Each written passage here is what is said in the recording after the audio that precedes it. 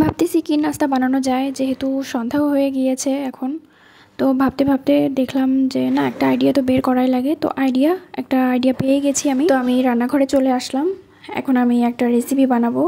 এই রেসিপির জন্য আমার হাতে দেখতে পাচ্ছেন একটা পেঁপে। তো এই পেঁপে দিয়ে আজকে একটা রেসিপি বানাবো। তো চলুন বানানো যাক। এই যে পেঁপেটাকে এখন একদম কুচি কুচি করে কেটে এভাবে করে নিব। আর এই পেঁপেগুলোকে আমি এখন ভালো করে ধুয়ে নিব, যাতে এর ভিতরে যত আঠালো ভাব আছে এবং ঝাঁঝ আছে সব যেন বের হয়ে যায়। তো হাইজিনিক ফার্স্ট আমি ভালো করে হাত ধুয়ে নিচ্ছি, আর এখন আমি পেঁপেটাকেও ভালো করে ধুয়ে নেব।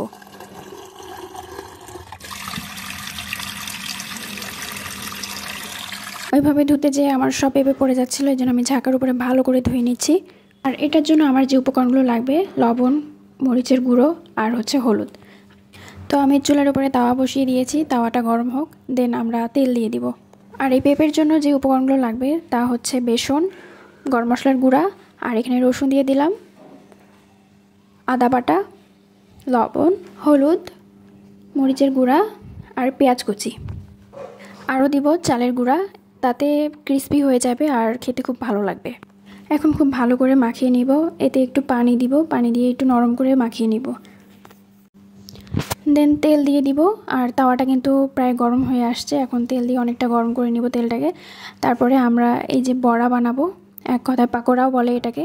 এখন আমরা এটা ভালো করে দিয়ে ভেজে নিব সুন্দর করে ক্রিস্পিভাবে। আর এই তো আমি এখন সুন্দর করে এটাকে ভালো করে ভাজা ভাজা করে নিব। আস্তে আস্তে সবগুলো বড়া ভেজে নিব আমি। আর এই তো এক পাশ হয়ে গেছে, এখন ভালো করে উল্টায় নিব, নিয়ে আরেক পাশ ভেজে নেব। ভেজে নেওয়া হয়ে গেলে আমি এখন সার্ভ করব। এই তো কমপ্লিট। এখন সস দিব, দিয়ে টেস্ট করব। বেশ মজাই হয়েছে। সেই সাথে যদি চা না হয় তাহলে কি আর জমে? সেই সাথে আমার চাও হয়ে গিয়েছে। এখন চাটাকেও আমি সার্ভ করে নিব। দুধ, চিনি, চা সব একসাথে আমি মিশিয়ে নিচ্ছি, যেন পারফেক্ট একটা কম্বিনেশনে আসে। আর এই তো চা, আমার পাকোড়া সব একসাথে পারফেক্ট। যারা ইউটিউব থেকে দেখছেন তারা আমার চ্যানেলটি সাবস্ক্রাইব করে রাখবেন, আর যারা ফেসবুক থেকে দেখছেন তারা আমার পেজটি ফলো করে রাখবেন। ধন্যবাদ।